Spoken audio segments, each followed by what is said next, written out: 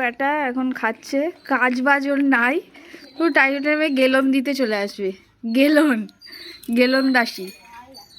তো কি খাচ্ছে দেখুন, এই যে ভাত, বেগুন ভাজা, পেঁয়াজ কলি, পালং শাক, ডাল,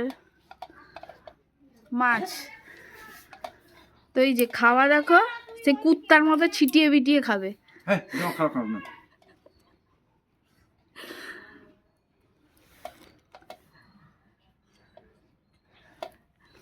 ভাবছে খেতে দিয়েও শান্তি নেই ওর।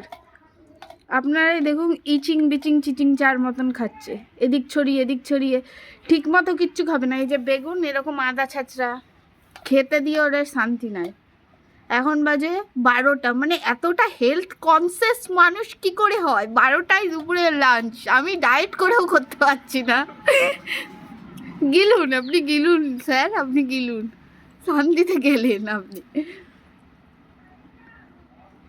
বেশি করবি না, ঠিক আছে? তোর জন্য ডাল করতে হয়েছে, শুধু খাবি রাস ডাল, পুরো বাটি হুদরে শেষ করবি। তোর জন্য ডাল করতে হয়েছে শুধু।